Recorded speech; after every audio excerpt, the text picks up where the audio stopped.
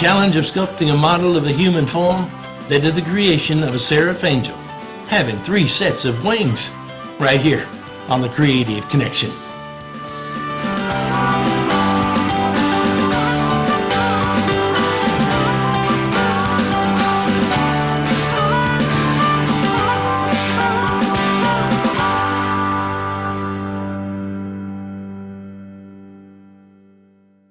Out of all the mediums of art, sculpture may represent the final frontier of creativity.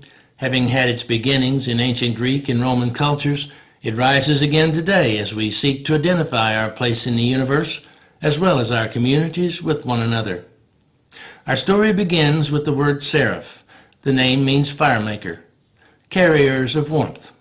Seraphim rank first in the hierarchy of angelic figures, being representatives of divine love, and they are physically unique in having 3 sets of wings.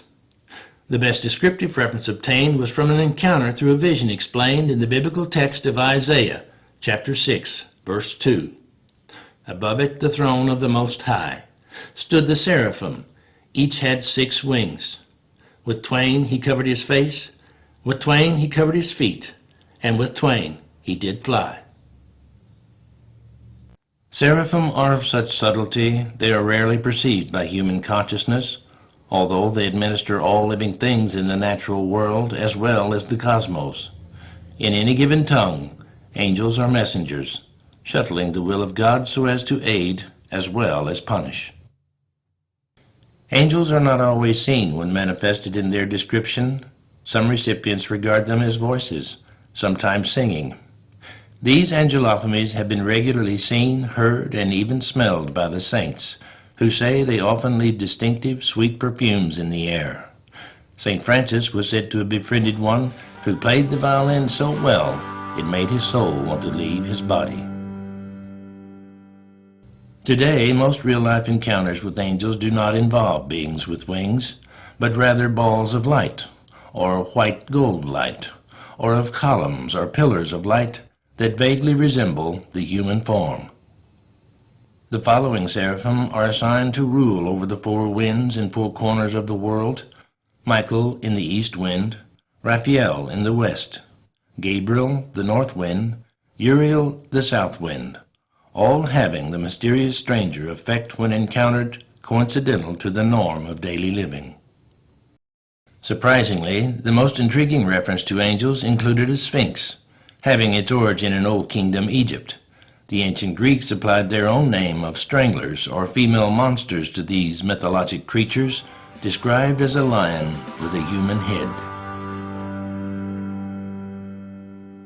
Generally accepted as being symbolic, most illustrated interpretations of angels offer only hints of their full body identity, and therefore it became the artist's challenge to create such a figure as it should appear in reality.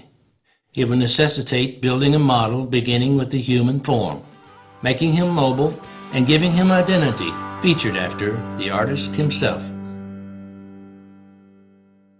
Any notable distinction between the man-to-angel figure evolved with little difference, emerging from the canon of his parts. The real issues came from a different venue, as if cautioned by a still small voice saying, "Be mindful of what you do now, you may have to face it again later." Spelling out the facts as if to say, everything utilized to your advantage, you will have to discover or create, manufacturing and modifying the tools needed to render the task at hand, deciding what material it's made of, and finalizing the assembly based on what is known and not known. I'd no sooner turned around from the table when I began collecting everything from an eyeglass screwdriver to an orange peeler. But my favorite, even over the Dremel tool, was a scraper I'd modified from a dentist's pick. In the end, I had a collection of tools even Michelangelo would have been proud of. Anyone beginning a sculpture project must be prepared to accept the consequences of mistakes, always keeping objectives in the forefront, where sometimes mistakes can actually nourish motivation, ensuring the next attempt to be the better one. Not fixing mistakes at the time of their occurrence can be rather costly, even though most likely they'll be modified again later. So it's not so much a trial and error situation as a give and take. that I didn't know would take the better part of some 5 years to finish.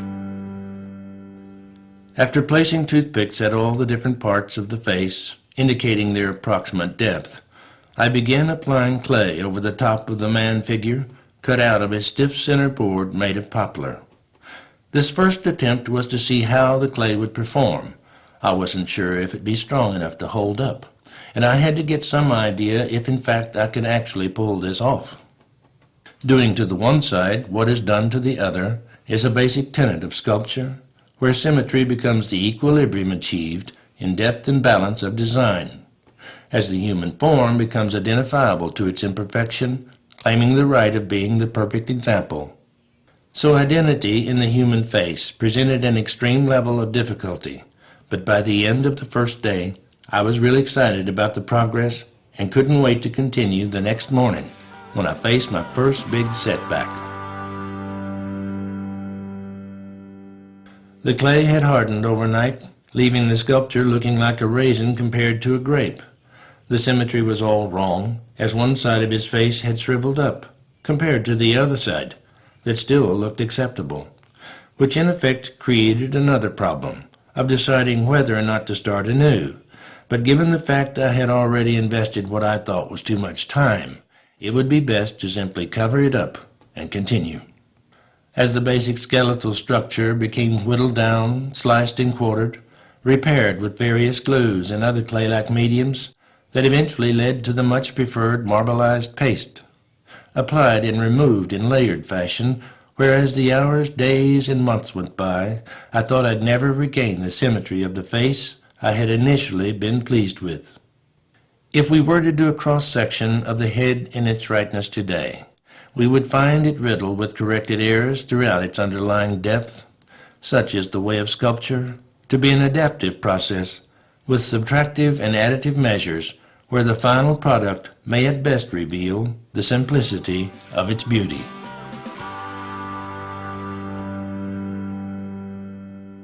Initially, it had been established the seraph's flying wings could be made of a rubberized material, capable of draping when folded from extension, incorporated in dissection of his vertical center, that in theory would give the appearance of robing, often associated with angels, but the so-called rubberized material was non-existent, presenting a new challenge of how the flying wings could be identifiable within stationary mobility.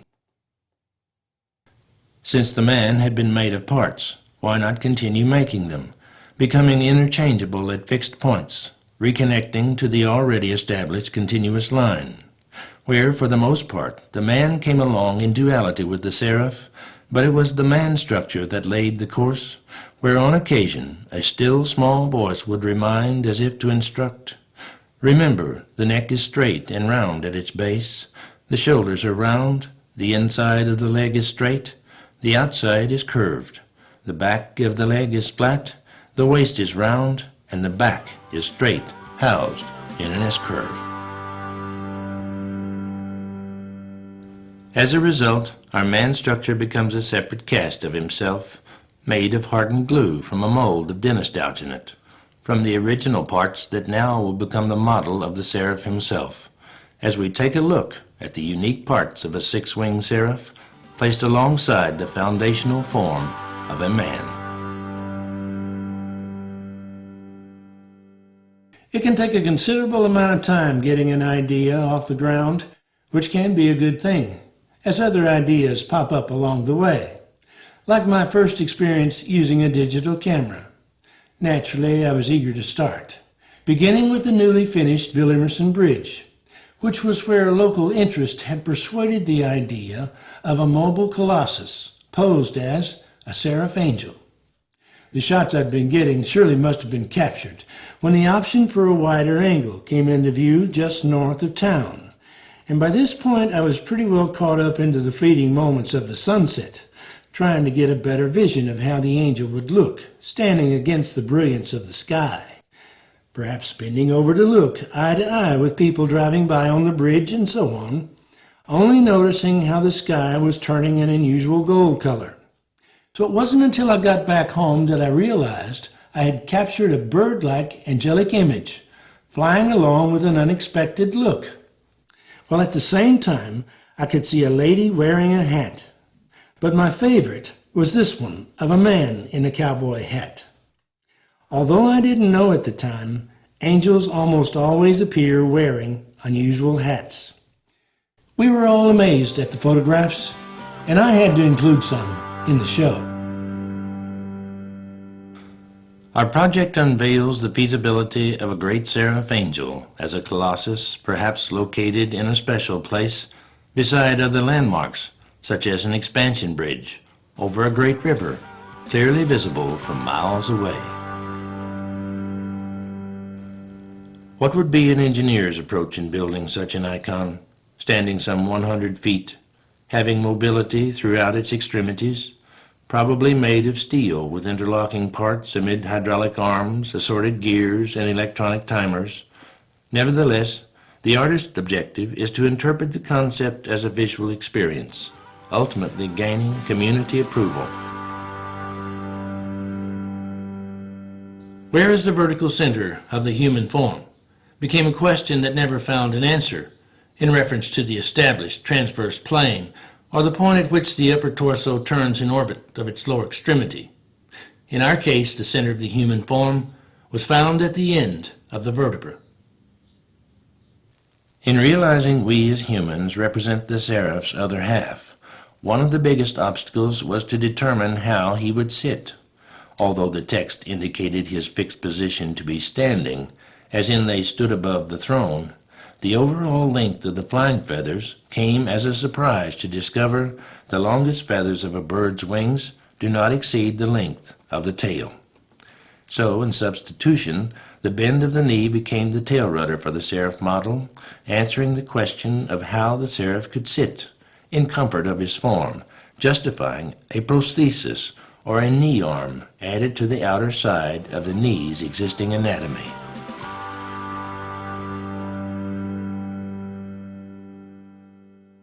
Now we can envision how the knee arm could work, with the two wings covering his feet, or a foot wing, having 5 extenders of bony ligament, flexible so that when extended, they actually become a tail rudder in support of another prosthesis where the leg joins the pelvis, ironically located at the center of the human form, making his foot wing complete.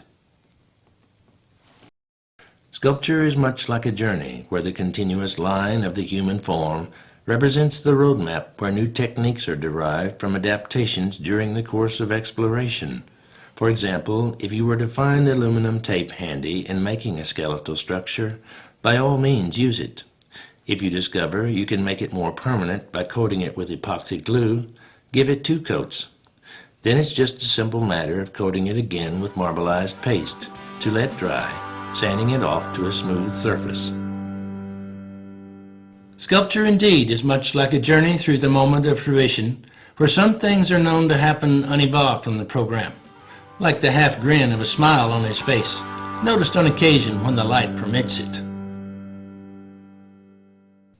The wings covering his face were most perplexing, until realizing the robing attire we generally see angels dressed in was actually skin, and when not extended as a wing would drape over his body, giving the appearance of robing.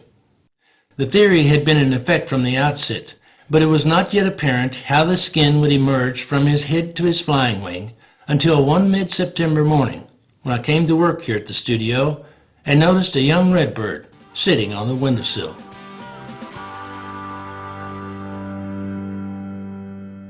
I gently picked him up and held him in the light of the sun, stretching out his wings to immediately discover the elasticity of loose skin, extending from the side of his head, tapering down the neck to the outer edge of the flying wing. As I felt the quills of his feathers, I could see how the skin gathered them into the movement of their extension that eventually became analogous to the corporate hinges needed to extend and retract the wings of the seraph model. As these hinges were once designed to operate independently of one another, they would now become fixed in their movement with bolts instead of the original ball and socket arrangement. To mull over the exactness of how the mechanics of his feathers would blend with the already established continuous line became a wait-and-see issue. as each feather was cut from a plate of tin, then bolted to a lower rail of brass, and to an upper arm of aluminum. The edges filed away meet up with the bolts of their joints when folded, blending quite well with the texture of the feather's design. There's only so much that can be gathered in reviewing these parts being created. This head wing in full extension, for example, brought with it many different trial events, most of which aren't included here in the show, to question what would become of his identity if in fact the wings were to be folded, and how would the skin drape into the flow of a robing effect. The continuous line of the human form was always there with its S-curve to show the way, but to build the model structure from sheet metal with a mixture of glue, tape, and paper coated with epoxy was an unusual combination, but it worked, as it brought the seraph to completion with classic historical references to ancient Greek sculpture and mythology, coupled with early Egyptian art in the character of a sphinx, and as a thunderbird described by the early Native American Indians, even a dragon from the Orient, and from the Mayan culture a serpentine familiarity, yet specific to the description given by the biblical prophet Isaiah, as the seraph's identity emerged into a figure most common to our own. It's only natural for us to wonder how on earth does one go about doing something like this. When Michelangelo was asked the question, he simply replied that he removed what wasn't there. Compared to my response, you do it in a way that makes the viewer say, "I've got to have that."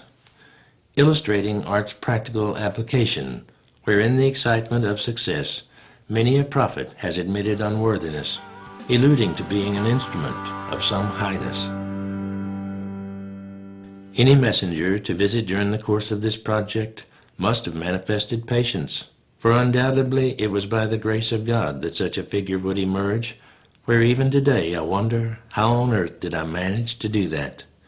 Yet to pass the story on to someone else represents an even greater challenge, allowing the viewer to see from whence it came. Out of all the thrills encountered through the struggle of finding organization in such an abstract concept, nothing compared to the thrill of seeing his regal identity for the first time, where along with the expression of his movement, all objectives were fulfilled. Out of so many interpretations of angelic encounters throughout history, the biblical story of Elijah the prophet, in the course of his weariness, met up with such an angel who ordered him to get ready for the journey at hand. And through the noise of his despair, he heard a still small voice, a voice we've all heard, allowing hope and guidance to emerge in our own journey through life, where the message is the same now as it was then to say, get up, get ready, and go back to work. Here's the song, A Still Small Voice.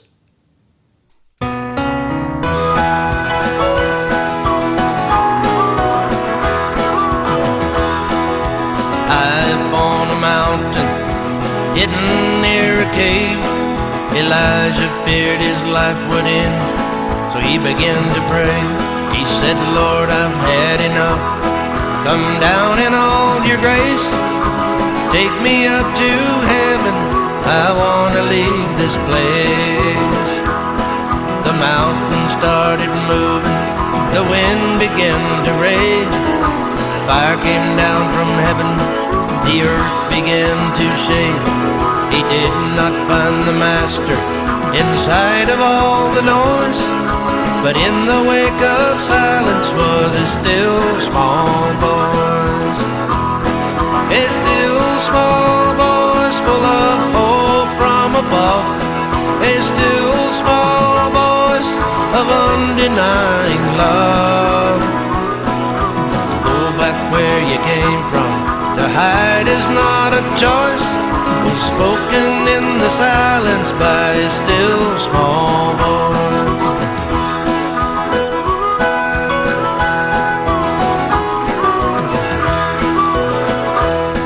Elijah knew that message, he'd heard the voice before. How could he refuse what could not be ignored? If somewhere in the calling you were chosen by God's hand, Listen in the silence and pray you understand. A still small voice full of hope from above. A still small voice of undenying love. Go back where you came from. To hide is not a choice, spoken in the silence by a still small voice. Go back where you came from. To hide is not a choice, spoken in the silence by a still small voice.